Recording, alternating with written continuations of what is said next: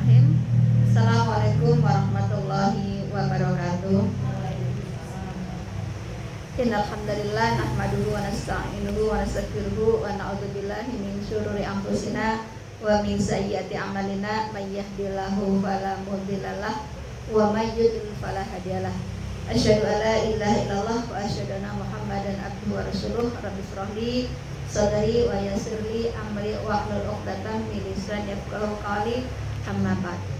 Alhamdulillah, kita bersyukur kepada Allah sampai saat ini kita masih bisa melanjutkan kajian-kajian kita, ya. Kita masih diberikan rasa semangat ya untuk terus meningkatkan pengetahuan kita ya tentang ilmu-ilmu terkait dengan agama, karena itu salah satu fardhu kifayah ya. Kalau dalam kita taklim itu namanya ilmu hal.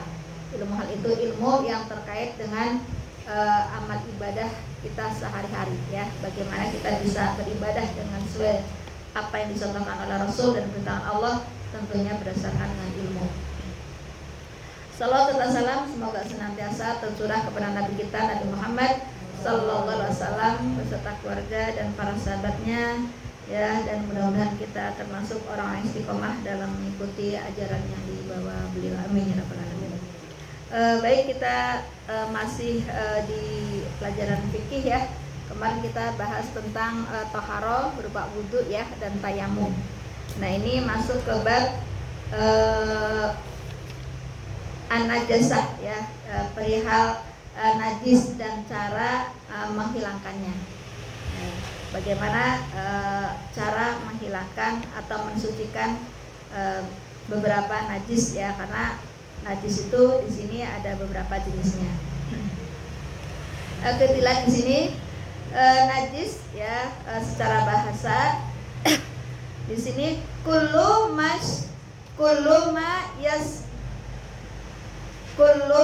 yastaqdar ya. Jadi sesuatu yang dianggap kotor ya, itu menurut bahasa.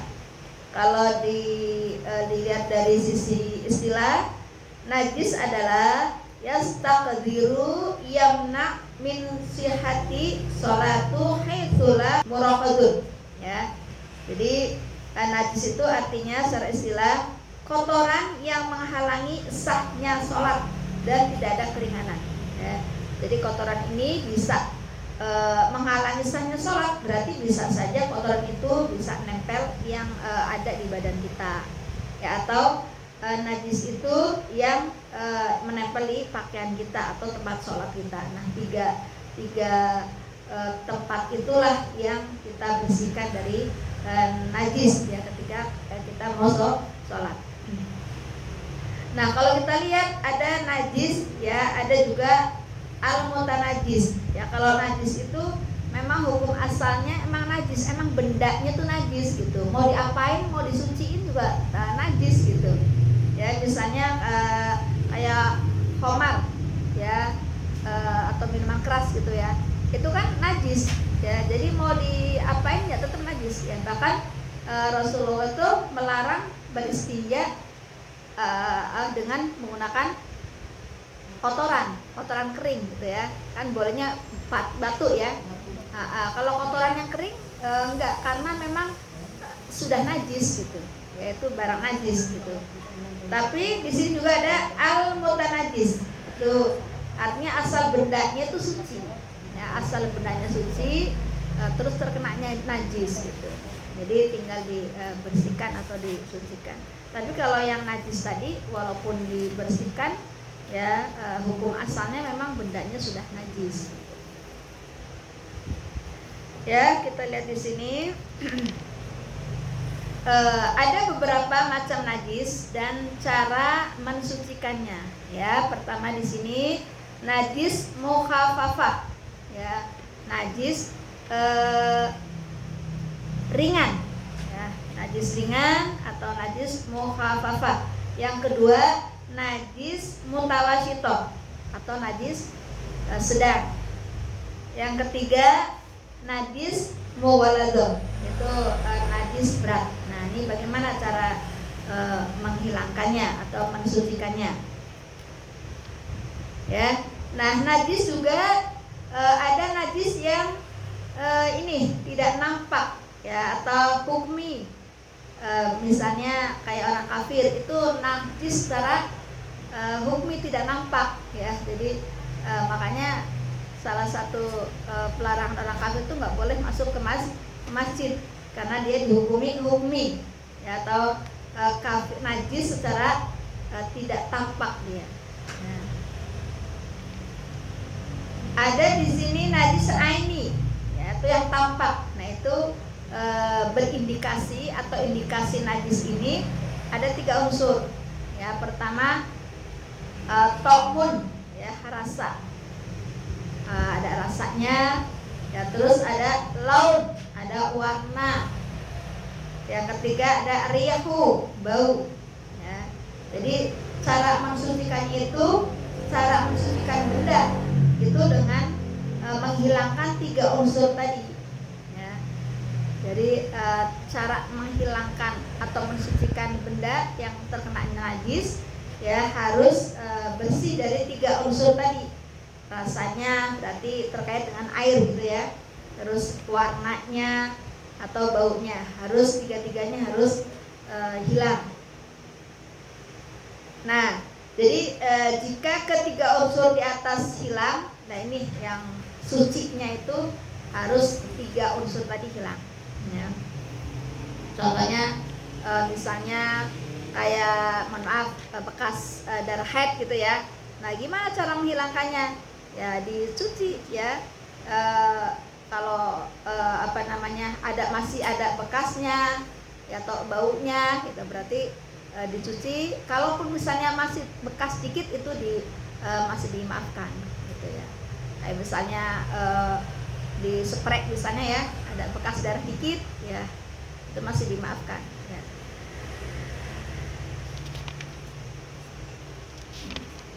Ya, nah kita kembali ke sini. Jadi tadi macam-macam najis ada 3 ya. Pertama najis ringan ya, najis ringan atau najis mukhaffafah. Nah, najis mukhaffafah ini bagaimana cara menghilangkannya ya. Di sini contohnya najis mukhaffafah itu adalah kencing bayi laki-laki.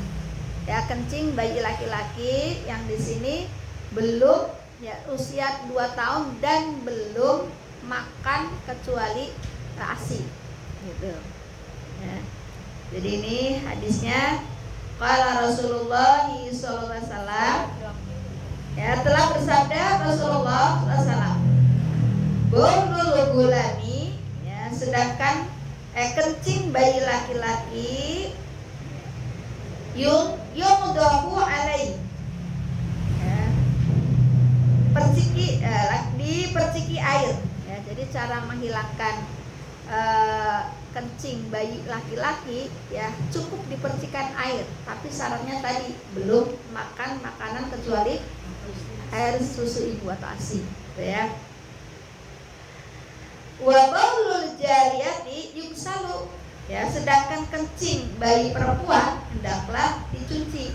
Nah, ini bedanya di sini ya. Qala Qatadah, berkata Qatadah, wa hadza malam, ini selama kedua mereka ini ya, yang ama fa'il ta'ima gusila bauluhuma ya. Jadi keduanya ini selama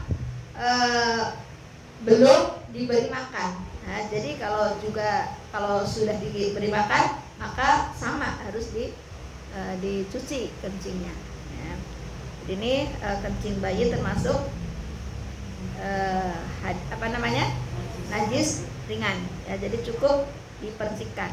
Kalau untuk kencing perempuan tetap dicuci ya. Tapi tadi yang untuk bayi laki-laki tetap ada syaratnya, harus belum makan kecuali ASI ya. Ada perbedaan ya, memang aturannya dari sana ya. Ya jadi ya kalau kita kembali ke dalil ini ya. Nah, yang kedua jenis najis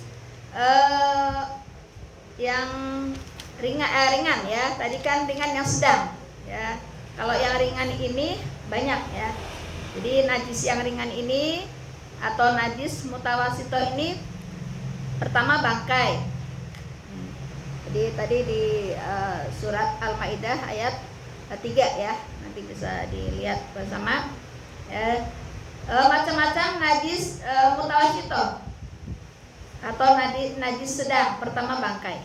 Bangkai itu apa? Bangkai adalah yang mati secara begitu saja ya, binatang yang mati begitu saja tanpa disembelih ya, atau disembelih tapi tidak menyebut nama Allah ya. Sebagaimana Rasul sampaikan, qala Rasulullah SAW, ma quti'a minal bahimati wa hiya hayyatun fa huwa maitatun. Telah bersabda Rasulullah SAW, apa yang dipotong dari binatang ternak sedang ia masih hidup adalah bangkai. Ya, jadi misalnya punya peternakan sapi ya, mau mesok ya diambil buntutnya aja gitu. Jadi mengambil bagian dari binatang yang masih hidup termasuk bangkai. Nah, bangkai ada yang tidak haram ya, itu bangkai ikan dan bangkai belalang ya. Di sini qala Rasulullah SAW, telah bersabda Rasulullah SAW, uhilla lana maitatani wa damani. Ya, dihalalkan bagi kita dua macam bangkai. Ya, apa itu? Amal maitatani falhutu ya, wal jaradu. Ya, jadi dua bangkai itulah bangkai ikan dan bangkai belalang. Wa amad damani fal kabidu wat tuhadu ya. Sedangkan mengenai darah ialah hati dan limpa. Ya, jadi darah haram ya atau najis, tapi ada kecualinya tadi ya, hati dan limpa ya. Bangkai juga najis kecuali bangkai ikan dan bangkai belalang. Yang termasuk juga manusia, bangkainya nggak najis ya kan. Nah, gimana kita mau mandiinnya kalau najis kita nyentuhnya ya. Sedangkan manusia kan berasal dari yang suci juga, mani kan suci kan, bukan najis tapi wajib ya. Terus selain bangkai ya, yang termasuk najis sedang, darah ya. Nah, darah ini baik ia darah yang mengalir atau tertumpah ya, kayak misalnya memotong sapi ya, terus ditadahin tuh darahnya, itu najis ya. Kalau dulu ya seingat saya di kampung-kampung ya, yang motong ayam tuh ditadahin, masih ingat nggak tuh? Nah, itu termasuk marus ya, itu termasuk darah yang tertumpah ya kan. Nah, itu haram. Nah, yang dihalalkan adalah darah apa tadi? Hati dan limpa gitu ya. Enak gurih ya. Ya. Nah, tapi juga kalau sedikit ya, misalnya kepercikan gitu, nanti ada babnya sendiri ya yang dimaafkan ya, misalnya di spray saya ada darah kecil terus nggak hilang gitu, itu masih dimaafkan gitu. Atau tukang daging di pasar kan pakai ini ya, pakai surek gitu kan, pas sholat masih ada dikit gitu, itu dimaafkan. Darah nyamuk ya itu kan tidak mengalir, tidak tertumpah ya, enggak termasuk yang dimaafkan ya. Nah, ini dari Aisyah radhiyallahu anha, katanya kami makan daging sedang darah tampak merupakan benang-benang dalam periuk. Kata Hasan pula, kaum muslimin tetap melakukan sholat dengan luka-luka mereka ya. Jadi ini darah yang tidak dikategorikan najis, yaitu darah tadi ya yang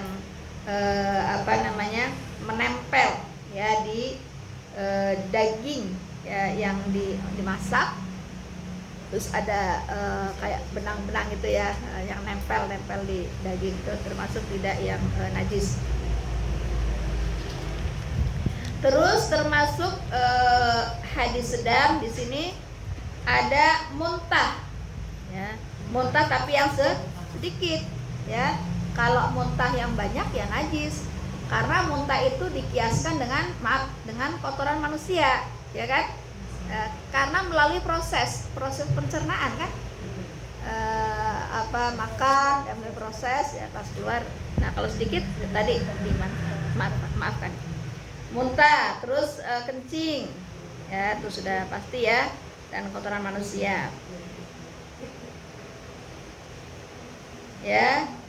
Ini kadang suka nih banyak orang yang masih sedikit teledor gitu ya hal-hal seperti ini, apalagi yang kurang paham dengan hukum-hukum ya, misalnya kencing ya bapak-bapak ya di jalanan asal ini dan tidak bersuci gitu kan. Nah itu padahal ya sebagaimana Rasul sampaikan nih hadis riwayat Bukhari ya, kata beliau tanazzahu min bauli fa in amati azabil qabri minhu, ya. Jadi bersihkanlah diri kalian dari kencing, sesungguhnya ya, karena pada umumnya azab kubur itu teledor dengan hal ini ya, tidak bersuci ya. Ini hadis riwayat Bukhari ya.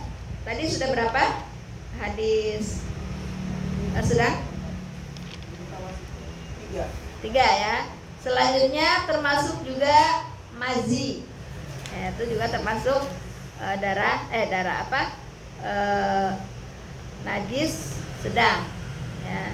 Kita sudah belajar ya mazi ya. Mazi itu kenapa? Masih najis sedang iya, mazi ya. Kita sudah belajar ya perbedaan mazi, madi, mani ya. Masih ingat ya? Mazi ya. Jadi mazi itu cairan bening yang keluar karena darah rangsangan, mazi. Kalau madi cairan ya, karena biasanya mengiringi kencing, setelah kencing gitu ya. Dan dua-duanya najis tetapi tidak mandi, cukup ini aja ya. Terus yang sedang juga di sini ada hammer ya, atau arak ya. Ini termasuk digolongkan ke najis, bagaimana firman Allah, innamal khamru wal maisir wal ansabu wal azlamu rijzum min amali syaitan ya. Sungguhnya arak, judi, berhala dan bertenung itu adalah najis, termasuk pekerjaan setan ya. Jadi ini termasuk najis sedang. Nah lalu bagaimana cara membersihkan atau mensucikannya? Nah, jadi cara mensucikan najis mutawasyito atau najis sedang ya, di sini wa yubsalu min sairi najasan marotan ta'ati alaihi wasalasa ya, afdol. Jadi najis lainnya, artinya najis lain dari mukhafafah dan mughaladzah, berarti kan najis sedang ya, najis mutawasyito itu dengan cara mencucinya ya, wasalasa ya, 3 kali lebih utama ya. Jadi cara membersihkan tadi yang disebutkan beberapa najis sedang tadi, cukup dengan mencucinya sebanyak 3 kali. Kalau 3 kali belum suci atau masih nampak 3 unsur tadi ya, yang 3 bau, rasa, warna gitu ya, berarti ya lebih aja, dilebihin sampai bersih, nggak harus 3 kali terus selesai gitu ya. Jadi kalau memang belum 3 kali belum masih kelihatan warnanya ya tapi kalau berkali-kali masih tapi warnanya udah ini ya, termasuk yang dimaafkan ya. Itu beberapa macam-macam contoh dari hadis sedang dan cara mensucikannya. Yang ketiga adalah najis mughaladzah, ya, atau najis berat. Nah, najis berat itu apa, Bu? Anjing dan babi, ya. Kenapa? Ya, dia ada najis yang harus jauhi. Ya, sebagaimana disampaikan dalam hadis Rasulullah SAW, ya, riwayat Bukhari dan Muslim dari Abu Hurairah radhiyallahu anhu. Anna Nabi sallallahu alaihi wasallam, bahwa Nabi sallallahu alaihi wasallam bersabda, "Idza syariba kalbu," bila anjing minum, fi ina'i, pada bejana ahadikum, salah seorang di antara kamu, falyaksiluhu, hendaklah dicucinya, sab'an, sebanyak 7 kali, ya. Jadi contoh atau yang termasuk najis mughaladzah, najis berat ini anjing, ya, atau babi. Nah, cara mensucikannya yaitu dengan mencucinya sebanyak 7 kali. Nah, ditambahkan lagi di sini tahuru ina'i ahadikum, membersihkan bejana salah seorang kamu, idza walagha fihil kalbu, ya, bila dijilat oleh anjing, an ayyagsilahu sab'a marotin, ya. Jadi dengan basuhnya sebanyak 7 kali. Ulahunna biturab, ya. Permulaannya dengan tanah. Adapun sababi ialah karena kotoran dan benjolannya. Ya, jadi 7 kali itu termasuk dengan tanah, ya. Pertamanya dengan tanah, lalu dibilas sisanya, ke-6-nya berarti, ya. Nah, terus gimana kalau sekarang ada sabun? Boleh nggak cukup dengan sabun sebanyak 7 kali, ya? Sabun dulu, sabun sekali, terus 6 kalinya pakai air. Gimana? Ya, jadi tetap harus menggunakan tanah, ya. Yang mungkin ada hikmah apa gitu, ya. Ada hikmah yang kita tidak tahu, ya. Jadi tetap menggunakan tanah, cukup sekali muat tanah, dan dilanjut dengan debu. Tanah, debu kan semisal, ya. Kalau tanah kan berarti namanya bumi, dimanapun tempat kita ada, kan, ya, gitu. Ya, jadi itu tadi macam-macam najis dan cara mensucikannya atau membersihkannya. Nah, terus ada beberapa najis yang dimaafkan. Jadi najis yang dimaafkan tadi, ya, sebagaimana disampaikan di awal. Kalau yang sedikit-sedikit, ya, bekas darah. Nah, tadi nanah, ya, nanah tidak disebutkan, ya. Kalau nanah termasuk najis enggak? Nanah najis, ya. Kalau darah aja najis, apalagi nanah. Kalau nanah kan darah yang busuk, kan. Nah, berarti lebih najis, masih kategori najis sedang. Ya. Terus di sini kita lihat najis yang dimaafkan, ya. Najis yang dimaafkan itu, ya, misalnya darah tapi sedikit, percikan tadi, ya, nempel di baju sedikit, ya, atau nanah, ya, jumlah sedikit, atau muntah juga, ya, tapi jumlahnya sedikit, ya. Dari badan ia sendiri, ya, misalnya punya luka gitu, kan, yang keluar, ya, kan, yang penting pas kita sholat dibersihkan. Nah, pas lagi sholat keluar lagi, ya lanjutin sholat, ya. Kalau nggak sholat, ya, kan, emang karena dari diri sendiri, kan, yang seperti kita lihat wanita yang istihadah, kan darah najis, ya, tapi karena dia istihadah, padahal istihadah itu kan wajib sholatnya masih ada, kan. Nah, jadi setiap mau sholat cukup dibersihkan dan menggunakan pembalut sholat, ya. Pas kalau lagi sholat keluar, ya nggak usah diulang, gitu, ya, caranya. Istihadah, ada istihadah kan darah penyakit, ya, kan masih ada kewajiban sholat, cara membersihkannya gimana? Cara membersihkannya ketika kita mau sholat dibersihkan, ganti yang baru, ya, balik yang baru, celananya yang baru gitu kan. Nah, pas kalau lagi sholat keluar ya lanjutin saja.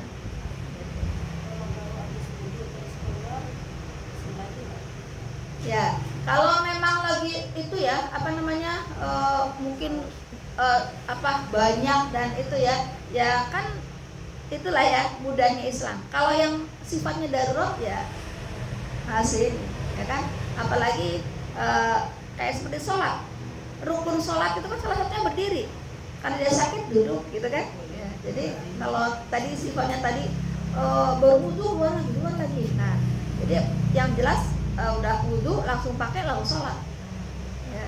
Kalau entar lagi begitu lagi nggak ada selesainya gitu kan, karena memang penyakit gitu.